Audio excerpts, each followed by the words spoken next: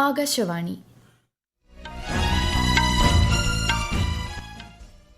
നമസ്കാരം. വാർത്തകൾ വായിക്കുന്നത് കൃഷ്ണ.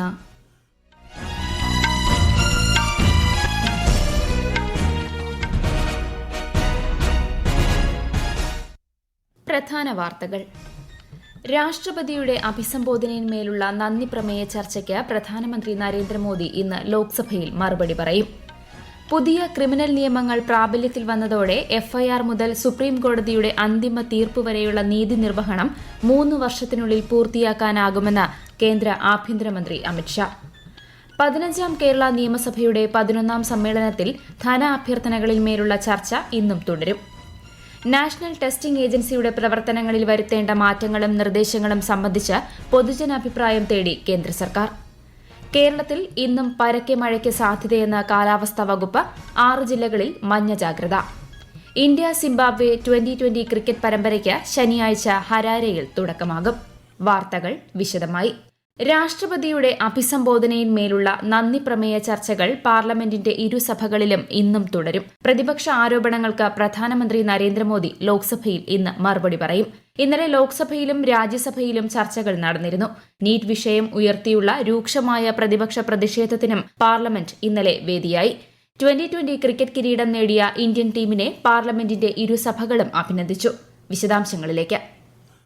BJP അംഗങ്ങളായ അനുരാഗ് സിംഗ് ഠാക്കൂർ, ബാൻസുരി സ്വരാജ്, പ്രതിപക്ഷ നേതാവ് രാഹുൽ ഗാന്ധി, കോൺഗ്രസ് ദേശീയ അധ്യക്ഷൻ മല്ലികാർജ്ജുൻ ഖർഗെ തുടങ്ങിയവർ ഇന്നലെ നന്ദിപ്രമേയ ചർച്ചയിൽ പങ്കെടുത്തു. 25 കോടി ജനങ്ങളെ സർക്കാർ ദാരിദ്ര്യത്തിൽ നിന്നും കരകയറ്റിയതായും 80 കോടി ജനങ്ങൾക്ക് സൌജന്യ ഭക്ഷ്യധാന്യം നൽകിയതായും ശ്രീ അനുരാഗ് സിംഗ് ഠാക്കൂർ ചർച്ചയിൽ ചൂണ്ടിക്കാട്ടി. നീറ്റ് പരീക്ഷാ ക്രമക്കേട്, അഗ്നിവീർ പദ്ധതി, മണിപ്പൂർ കലാപം, വിലക്കയറ്റം, കർഷക പ്രശ്നങ്ങൾ എന്നിവ ഉയർത്തി കേന്ദ്ര സർക്കാരിനെതിരെ രൂക്ഷ വിമർശനമാണ് ശ്രീ രാഹുൽ ഗാന്ധി ഉന്നയിച്ചത്. ഒരു സമുദായവുമായി ബന്ധപ്പെട്ട ശ്രീ രാഹുൽ ഗാന്ധിയുടെ പരാമർശത്തിനെതിരെ പ്രധാനമന്ത്രിയും കേന്ദ്ര ആഭ്യന്തരമന്ത്രി അമിത്ഷായും രംഗത്തു വന്നതോടെ സഭ കൂടുതൽ സംഘർഷഭരിതമായി. രാജ്യസഭയിലും നീറ്റ് വിഷയവുമായി ബന്ധപ്പെട്ട പ്രതിപക്ഷ ബഹളത്തിനിടെയാണ് നന്ദിപ്രമേയ ചർച്ചകൾ നടന്നത്. കാഴ്ചപ്പാടും ദിശാബോധവും നഷ്ടപ്പെട്ടതാണ് രാഷ്ട്രപതിയുടെ നയപ്രഖ്യാപന പ്രസംഗമെന്ന് ചർച്ചയിൽ പങ്കെടുത്തുകൊണ്ട് രാജ്യസഭാ പ്രതിപക്ഷ നേതാവ് മല്ലികാർജ്ജുൻ ഖർഗെ പറഞ്ഞു. News desk, Akashvani.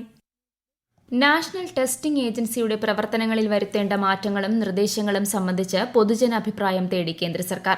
Doctor K രാധാകൃഷ്ണന്റെ നേതൃത്വത്തിലുള്ള ഉന്നതതല സമിതിയാണ് വിഷയത്തിൽ രക്ഷിതാക്കളോടും വിദ്യാർത്ഥികളോടും അഭിപ്രായം അറിയിക്കാൻ സമൂഹമാധ്യമ പോസ്റ്റിൽ ആവശ്യപ്പെട്ടത്.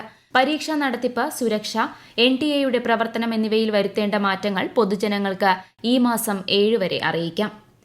സിവിൽ സർവീസസ് പ്രിലിമിനറി പരീക്ഷയുടെ ഫലം പ്രഖ്യാപിച്ചു. യോഗ്യത നേടിയ ഉദ്യോഗാർത്ഥികൾ മെയിൻ പരീക്ഷയ്ക്കുള്ള വിശദമായ അപേക്ഷാ ഫോറം സമർപ്പിക്കേണ്ടതാണ്.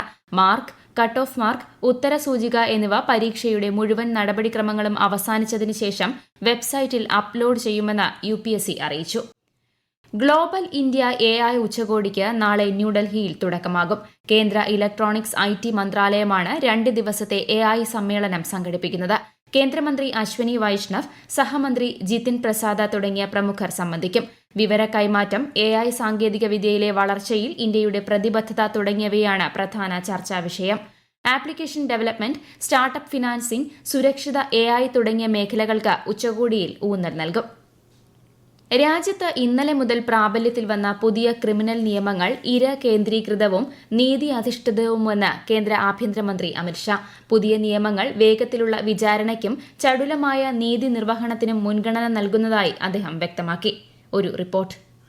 സ്വാതന്ത്ര്യം ലഭിച്ച് 77 വർഷം പിന്നിടുമ്പോൾ ഇന്ത്യയിലെ ക്രിമിനൽ നീതിന്യായ വ്യവസ്ഥ പൂർണ്ണമായും തദ്ദേശീയമായതായി കേന്ദ്ര ആഭ്യന്തരമന്ത്രി പറഞ്ഞു. FIR ഫയൽ ചെയ്ത് 3 വർഷത്തിനുള്ളിൽ സുപ്രീം കോടതി വരെയുള്ള നീതി നിർവഹണം പൂർത്തിയാക്കാനാകുമെന്നും അദ്ദേഹം വ്യക്തമാക്കി. സ്ത്രീകൾക്കും കുട്ടികൾക്കുമെതിരായ കുറ്റകൃത്യങ്ങൾ നേരിടാൻ 35 വകുപ്പുകളും 13 ഉപവകുപ്പുകളുമുള്ള പുതിയ അധ്യായം കൂട്ടിച്ചേർക്കുകയും ആൾക്കൂട്ട കൊലപാതകം നിർവചിച്ച് കടുത്ത ശിക്ഷ ഉറപ്പാക്കുകയും ചെയ്തു. പുതിയ നിയമങ്ങൾ ലോക്സഭ 9 മണിക്കൂറും 29 മിനിറ്റും ചർച്ച ചെയ്തു. രാജ്യസഭയിൽ 6 മണിക്കൂറും 17 മിനിറ്റും നടന്ന ചർച്ചയിൽ 40 അംഗങ്ങൾ പങ്കെടുത്തു. News desk, Akashvani. പുതിയ ക്രിമിനൽ നിയമമായ ഭാരതീയ ന്യായ സംഹിത പ്രകാരം രാജ്യത്തെ ആദ്യ കേസ് രജിസ്റ്റർ ചെയ്തത് മധ്യപ്രദേശിലെ ഹനുമാൻഗഞ്ച് പോലീസ് സ്റ്റേഷനിൽ. പൊതുസ്ഥലത്ത് അസഭ്യം പറഞ്ഞതിന് 296 വകുപ്പ് പ്രകാരമാണ് കേസെടുത്തിരിക്കുന്നത്. പുതുതായി നിലവിൽ വന്ന ഭാരതീയ ന്യായ സംഹിത പ്രകാരമുള്ള സംസ്ഥാനത്തെ ആദ്യത്തെ എഫ്ഐആർ മലപ്പുറം ജില്ലയിലെ കൊണ്ടോട്ടി പോലീസ് സ്റ്റേഷനിൽ രജിസ്റ്റർ ചെയ്തു. അശ്രദ്ധമായും മനുഷ്യജീവന് അപകടം വരുത്തുന്ന രീതിയിലും ഇരുചക്ര വാഹനം ഓടിച്ചതിന് കൊണ്ടോട്ടി പോലീസ് സ്വമേധയാണ് കേസ് രജിസ്റ്റർ ചെയ്തത്.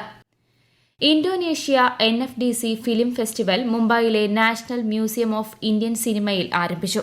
ചലച്ചിത്രോത്സവത്തിന്റെ 3ാം പതിപ്പ് ഈ മാസം 6 വരെ തുടരും. ഇന്ത്യയും ഇന്തോനേഷ്യയും തമ്മിലുള്ള സാംസ്കാരിക വിനിമയം ചലച്ചിത്ര മാധ്യമത്തിലൂടെ ആഘോഷിക്കുക എന്നതാണ് ചലച്ചിത്രോത്സവത്തിന്റെ ലക്ഷ്യം. കസ്റ്റഡിയിലുള്ള സിവിലിയൻ തടവുകാരുടെയും മത്സ്യത്തൊഴിലാളികളുടെയും പട്ടിക ഇന്ത്യയും പാകിസ്ഥാനും പരസ്പരം കൈമാറി. 366 സിവിലിയൻ തടവുകാരുടെയും 86 മത്സ്യത്തൊഴിലാളികളുടെയും പേരുകൾ ഇന്ത്യ നൽകിയതായി വിദേശകാര്യ മന്ത്രാലയം അറിയിച്ചു. 43 സിവിലിയൻ തടവുകാരുടെയും 211 മത്സ്യത്തൊഴിലാളികളുടെയും പേരുകൾ പാകിസ്ഥാൻ പങ്കിട്ടു. 2008 ഉഭയകക്ഷി കരാറിലെ വ്യവസ്ഥകൾ പ്രകാരം എല്ലാ വർഷവും ജനുവരി 1, ജൂലൈ 1 തീയതികളിലാണ് ലിസ്റ്റുകൾ കൈമാറുന്നത്. ഈ വാർത്തകൾ ആകാശവാണിയിൽ നിന്ന്. 15ാം കേരള നിയമസഭയുടെ 11ാം സമ്മേളനം തുടരുന്നു. ഇന്ന് 2024-25 സാമ്പത്തിക വർഷത്തേക്കുള്ള ബജറ്റിലെ ധനാഭ്യർത്ഥനകളെ സംബന്ധിച്ച ചർച്ചയും വോട്ടെടുപ്പും തുടരും. അതേസമയം പോലീസ് വകുപ്പിലെ അമിത ജോലിഭാരവുമായി ബന്ധപ്പെട്ട അടിയന്തര പ്രമേയത്തിന് സ്പീക്കർ അവതരണാനുമതി നിഷേധിച്ചതിൽ പ്രതിഷേധിച്ച് പ്രതിപക്ഷം ഇന്നലെയും നിയമസഭയിൽ നിന്ന് ഇറങ്ങിപ്പോയി. വിശദാംശങ്ങളിലേക്ക്.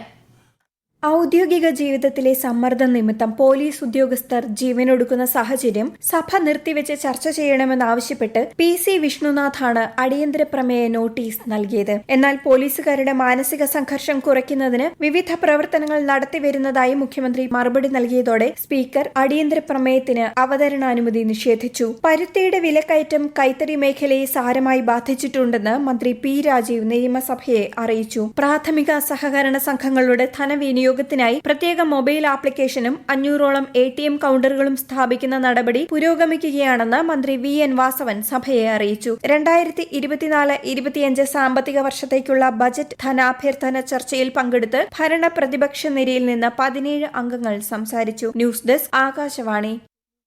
സംസ്ഥാനത്ത് 4 വർഷ ബിരുദ കോഴ്സിന് തുടക്കമായി. 4 വർഷ ബിരുദത്തിന്റെ സമാരംഭവും സംസ്ഥാനതല വിജ്ഞാനോത്സവവും മുഖ്യമന്ത്രി പിണറായി വിജയൻ തിരുവനന്തപുരത്ത് ഉദ്ഘാടനം ചെയ്തു. കേരള, കാലിക്കറ്റ്, MG, കണ്ണൂർ സർവകലാശാലകൾക്ക് കീഴിലെ 864 കോളേജുകളിലും വിവിധ പഠന കേന്ദ്രങ്ങളിലുമാണ് 4 വർഷ ബിരുദ കോഴ്സുകൾ ആരംഭിക്കുന്നത്. കേരളത്തിൽ +1 മുഖ്യ അലോട്ട്മെന്റിൽ അപേക്ഷിച്ചിട്ടും അഡ്മിഷൻ ലഭിക്കാതിരുന്നവർക്കും ഇതുവരെ അപേക്ഷിക്കുവാൻ കഴിയാതിരുന്നവർക്കും സപ്ലിമെന്ററി അലോട്ട്മെന്റിന് പരിഗണിക്കുന്നതിന് ഇന്ന് മുതൽ ഓൺലൈനായി അപേക്ഷ സമർപ്പിക്കാം. രാവിലെ മുതലാണ് അപേക്ഷകൾ സ്വീകരിച്ചു തുടങ്ങുക.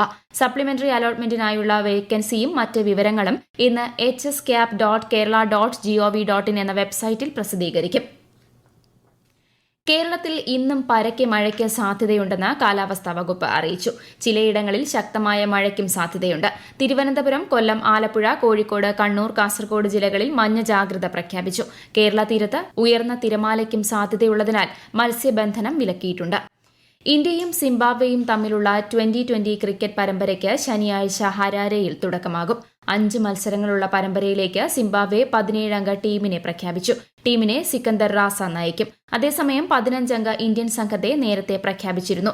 ശുഭ്മാൻ ഗിൽ നയിക്കുന്ന ടീമിൽ ധ്രുവ് ജുറൽ, റിയാൻ പരാഗ്, വാഷിംഗ്ടൺ സുന്ദർ, രവി ബിഷ്ണോയ് തുടങ്ങിയവരെ ഉൾപ്പെടുത്തിയിട്ടുണ്ട്.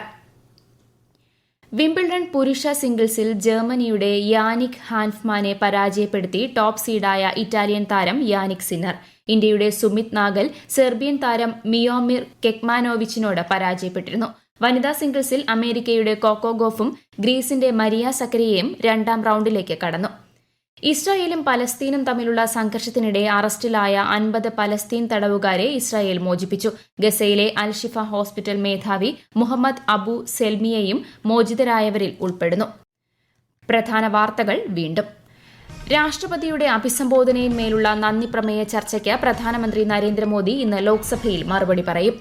പുതിയ ക്രിമിനൽ നിയമങ്ങൾ പ്രാബല്യത്തിൽ വന്നതോടെ FIR മുതൽ സുപ്രീം കോടതിയുടെ അന്തിമ തീർപ്പ് വരെയുള്ള നീതി നിർവഹണം 3 വർഷത്തിനുള്ളിൽ പൂർത്തിയാക്കാനാകുമെന്ന് കേന്ദ്ര ആഭ്യന്തരമന്ത്രി അമിത്ഷാ. 15ാം കേരള നിയമസഭയുടെ 11ാം സമ്മേളനത്തിൽ ധനാഭ്യർത്ഥനകളിന്മേലുള്ള ചർച്ച ഇന്നും തുടരും. നാഷണൽ ടെസ്റ്റിംഗ് ഏജൻസിയുടെ പ്രവർത്തനങ്ങളിൽ വരുത്തേണ്ട മാറ്റങ്ങളും നിർദ്ദേശങ്ങളും സംബന്ധിച്ച് പൊതുജനാഭിപ്രായം തേടി കേന്ദ്ര സർക്കാർ. കേരളത്തിൽ ഇന്നും പരക്കെ മഴയ്ക്ക് സാധ്യതയെന്ന് കാലാവസ്ഥാ വകുപ്പ്. 6 ജില്ലകളിൽ മഞ്ഞ ജാഗ്രത. ഇന്ത്യ സിംബാബ്വെ T20 ക്രിക്കറ്റ് പരമ്പരയ്ക്ക് ശനിയാഴ്ച ഹരാരെയിൽ തുടക്കമാകും. വാർത്തകൾ കഴിഞ്ഞു. അടുത്ത വാർത്താ പ്രക്ഷേപണം ഉച്ചയ്ക്ക് 12:30.